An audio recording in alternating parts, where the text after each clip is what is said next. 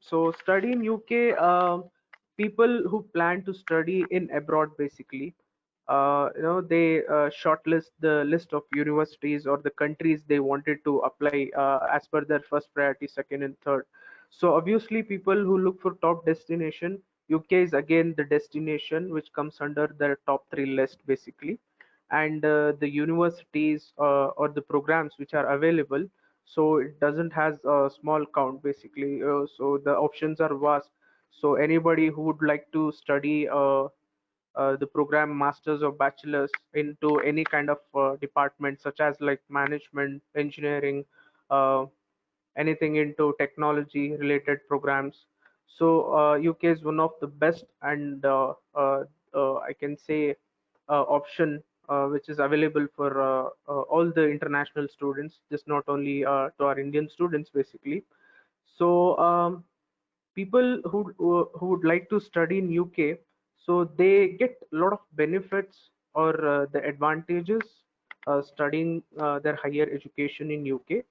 So how would anybody get an advantage or a benefit studying in UK is, first thing is that people would get into the top ranked university, which are like among top 10, top 20, top 50, top 100 universities globally.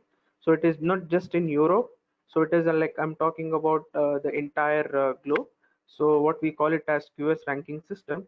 So the top five colleges, one or two universities has there. So top 10, top 50, again few universities again come into that list as well. So people who would like to study the program within short period of time, yes, UK is one of the option where people can complete their master's program just within 1 year of duration. So that is one advantage. And another advantage is that the admission requirement are not that high when it compares to any other countries. So a person who has a low percentage into the previous education, that is into their bachelor's. So if their bachelor's are by just 50%, yes, of course they are eligible for masters in UK. So any program when they can look into to study in UK for masters, yes, they are again eligible for that. So other requirements such as like IELTS, application fees, these are the things which there are options, huge options who can give you a waiver as well.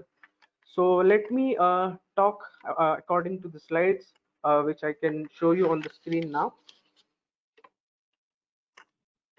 Yeah, these are some more points why anybody has to study in UK. So as I mentioned, uh, the universities, the ranking universities. So as it is mentioned, four of the top six universities in the world are in the UK, and value for money. So why anybody would look for studies? Of course, the return of investment, what they do, and they maximum try their best to get into the university into foreign with low expenditure, with low overall expenses. Yes, UK is again kind of option which is feasible for those people who want to complete their masters in low cost. It's because the shorter duration and the living expenses, and of course the part-time jobs what they do. Another important point I would like to add here is UK is one of the option where a person who take a masters will have some of the universities also has integrated placement or an internship program for 1 year. So most of the universities place the students into their tie-up industries and companies where they can work once they complete their master's program. So where they might earn a good number of amount, I mean like the money, or maybe they will just gain the experience of internship or a integrated placement. So this is one point. And as I mentioned, there are more than 200 plus universities which are located in UK. So I don't have a proper count. Maybe yes, there are more than 200 plus universities are available in UK. So let me talk about the intakes which are available in UK. Available in UK is the major intakes are September and January. So September and January are the only intakes available in UK. There are few intakes which are in February and as well as in May also. Like I can say only five to ten options within the list of 300 universities. Yeah, of course, in March and April also, and also in November. But there are no universities are available for the November intake as of now. So going to the next slide. Yes, this is the living cost and the overall expenditure which would cost international student or Indian students to study in UK. So you guys have to just look, have a quick look on this. So it's like mentioned here regarding the tuition fees, living cost, visa fees, um, the IELTS coaching. So in general, if I have to talk about the overall expenses, quickly I'll just give you a small example. Anybody who would like to go to a master's, the average total tuition fees will cost around 10 to 11 lakhs in an average university. And anybody who's staying out of UK, I mean like sorry, London, their living cost would be around 7 to 8 lakhs maximum. So if we calculate the overall tuition fees plus the living expenses, it would be on average of 20 lakhs. So now here a person who does a part-time job. So I'm telling by taking a feedback of a student who is already studying there and doing a part-time job. So on an average, a person can earn up to 4 to 5 lakhs per annum by just doing a part-time job in UK basically. So when you again reduce down that 5 lakhs into your overall expenses, that would come around like 15 lakhs is what your overall expenses will become to study in UK basically. I would like to go to our next slide. This is entry criteria for master's program. As I told you initially, anybody who would like to go for a master's program, the minimum requirement in an average college is around 50%. That is very, I mean to say, the university which doesn't has a good ranking or any university which doesn't has a rank itself. So those kind of universities will accept 50% of academic background. So I would suggest those kind of option to a person who wants to just take up a master to enhance their skill to go to a next level of their career path.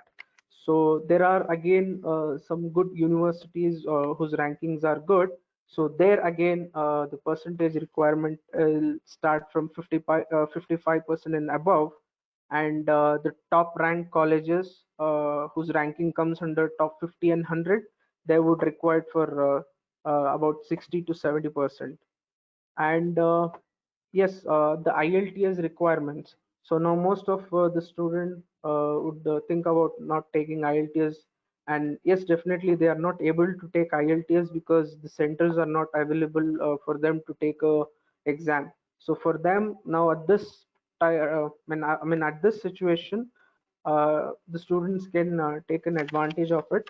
So there are huge number of universities who are like ready to give IELTS waiver on very few conditions. First condition is that a student should have a 12th standard English more than 65%.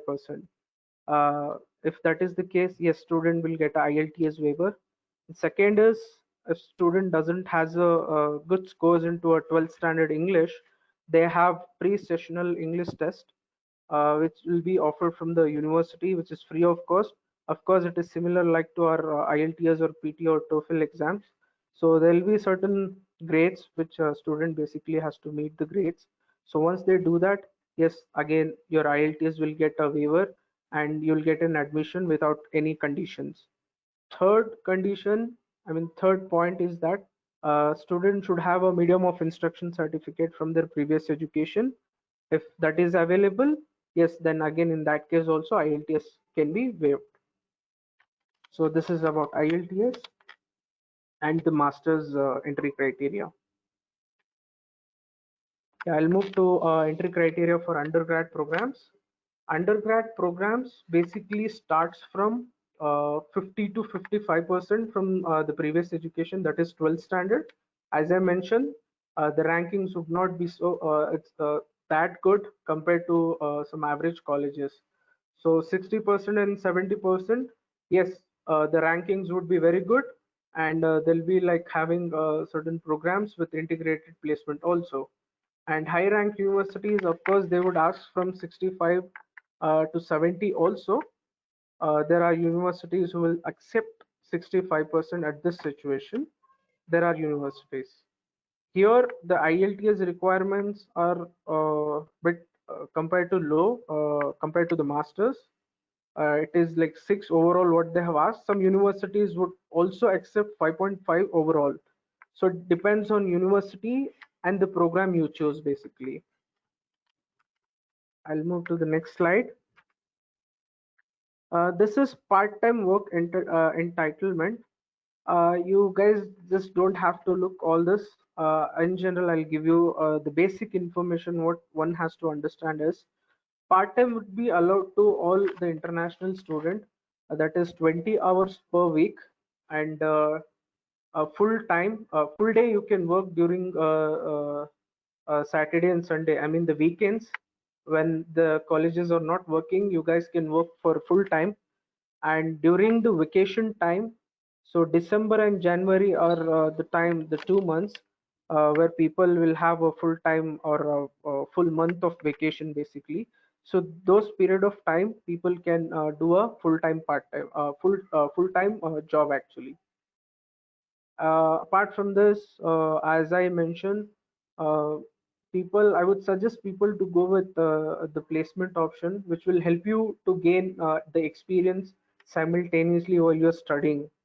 So who knows, like if you perform well, wherever the industry or organization, the university is going to place you, if you perform well there, you might get a full-time opportunity to work with them continuously. So and there are this is the last slide basically. So I would like to add few points about the visas also, and a few important things about the present situation related to COVID-19. So visas are like it's not so difficult compared to any other countries. It's not even again strict basically. So compared to other countries, IELTS and English proficiency test are kind of mandatory. Here it is not mandatory. Without IELTS and with conditional offer letter, student can file a visa. So any kind of fund is accepted, which has a source and definitely has a documentation for that. And it's very easy to get a cash letter. So all student has to do is to show a good funds uh, maintain a good funds into their account for the 28 days of time before they file a visa and before they get a cash letter. So once they get a cash letter, so they can go ahead with the visa process.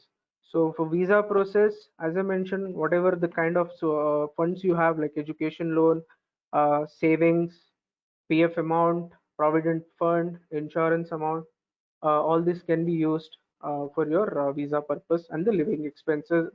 I mean, like for the overall expenses.